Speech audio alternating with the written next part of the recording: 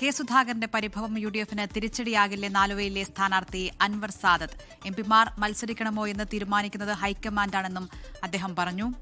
ഇത്തവണ ഫലം വരുമ്പോൾ 100-ൽ കൂടുതൽ സീറ്റുകൾ UDF വിജയിക്കും. അതിലൊന്ന് ആലുവയായിരിക്കുമെന്നും അൻവർ സാദത്ത് 24-നോട് ആത്മവിശ്വാസം പ്രകടിപ്പിച്ചു. ആലുവ നിയോജക മണ്ഡലത്തിലെ UDF സ്ഥാനാർത്ഥിയായിട്ടുള്ള അൻവർ സാദത്ത് ഇപ്പോൾ 24-നൊപ്പം ചേരുകയാണ്. അൻവർ സാദത്തിന് പ്രത്യേകിച്ച് ടെൻഷനൊന്നും ഇല്ല എന്ന് നമുക്ക് മുഖത്ത് നിന്ന് കാണാം. കാരണം ഇത് UDFന്റെ ഒരു കോട്ട തന്നെയാണ്. ഇത്തവണയും വലിയൊരു ഭൂരിപക്ഷം എതിർ സ്ഥാനത്തുള്ളയാള് അധികം വോട്ട് പിടിക്കുമെന്നുള്ളൊരു തോന്നലുണ്ടോ? അല്ല, നമുക്ക് അറിയാം, നമുക്ക് നല്ല ഭൂരിപക്ഷം തന്നെ ജയിക്കാൻ സാധിക്കും. അതിനകത്തൊരു ആത്മവിശ്വാസക്കുറവില്ല. നമുക്ക് ഭൂരിപക്ഷം തന്നെ ജയിക്കാൻ സാധിക്കും. ഇപ്പൊ ആര് സ്ഥാനാർത്ഥിയായാലും നമ്മളുടെ പൊളിറ്റിക്കൽ വർക്കും ഞങ്ങളുടെ സഹപ്രവർത്തകരായിട്ട് വളരെ ഊർജിതമായി തന്നെ മുന്നോട്ട് പോകും. ഇപ്പൊ ഈ 3 തെരഞ്ഞെടുപ്പിലും അങ്ങനെയാണ് മുന്നോട്ട് പോയിരിക്കുന്നത്.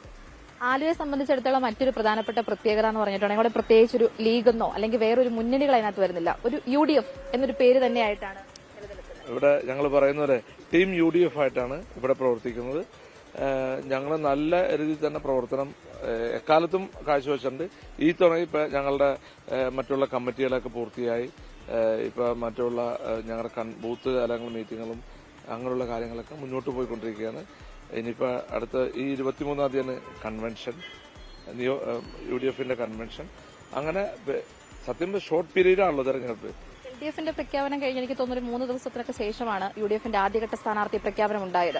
അതൊരു പ്രചരണത്തെ അല്ലെങ്കിൽ തെരഞ്ഞെടുപ്പിനെ ഒരു മോശമായ രീതിയിൽ ബാധിക്കും? ഇല്ല, അങ്ങനെ വൈകിട്ടില്ലല്ലോ, ഒരിക്കലും വൈകിട്ടില്ലല്ലോ. സാധാരണ നോമിനേഷന്റെ തലേദിവസമാണ് പലവർക്ക് തീരുമാനിക്കാറ്. പക്ഷെ ഇതങ്ങനെയല്ല. ഇപ്പൊ ആദ്യഘട്ടമായി ഇന്ന് ബാക്കി UDFന്റെ കോൺഗ്രസ് പാർട്ടിയുടെ ഇന്നിപ്പോ ബാക്കിയെല്ലാം വൈകിട്ടത്തോടെയൊക്കെ പ്രഖ്യാപിക്കുമെന്ന് പറഞ്ഞിരിക്കുന്നത്. അപ്പൊ അതിലൊന്നും ഒരു തടസ്സമില്ല. MP-മാര് മത്സരിക്കുന്ന കാര്യത്തിലും അതോടൊപ്പം തന്നെ സുധാകരന്റെ വിഷയമൊക്കെ അത് കോൺഗ്രസിനെ മോശമായി ബാധിക്കുമോ?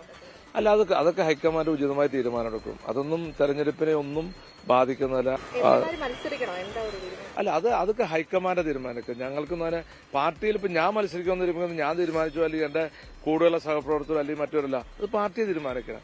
ഇവിടെ ഇടതുപക്ഷ ജനാധിപത്യത്തിന്റെ ഗവൺമെന്റിനെതിരെ വലിയൊരു ജനവികാരമുണ്ട്, യാതൊരു സംശയവുമില്ല. കാരണം ജനങ്ങൾ അത്ര മടുത്തു ഈ സർക്കാരിന്. ഇടതുപക്ഷ അനുഭാവികളായ ആളുകളൊക്കെ എന്റെ അടുത്ത് പറയുന്നുണ്ട്, ഈ തവണ വോട്ടുണ്ട് കേട്ടോന്ന്. അപ്പൊ കഴിഞ്ഞ തവണ ചെയ്തിട്ടില്ല, മനസ്സിലായ? അപ്പൊ അതെന്താണ്? ഈ ഗവൺമെന്റിന് ഒരു ജനവികാരമുണ്ട്, അതാണ് നമ്മൾ കാണുന്നത്. അപ്പൊ ആ ജനവികാരം കേരളത്തിലെമ്പാടുമുണ്ട്, ആലുവയിലുമുണ്ട്. ഈ ഗവൺമെന്റിനെതിരുള്ള ആ ജനവികാരം ഒരു സംശയമില്ല. UDF 100 സീറ്റോടുകൂടി അധികാരത്തിൽ വരും, യാതൊരു സംശയമില്ല.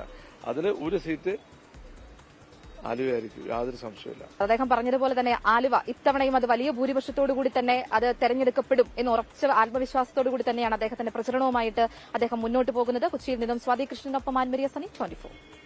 ലോകത്തെവിടെയായാലും ഏത് സമയത്തും 24 വാർത്തകളും ഓഗ്മെന്റഡ് റിയാലിറ്റി പാക്കേജുകളും എക്സ്പ്ലെയിനറുകളും വിശദമായി കാണാൻ ഞങ്ങളുടെ YouTube ചാനൽ നിങ്ങൾക്ക് സബ്സ്ക്രൈബ് ചെയ്യാം.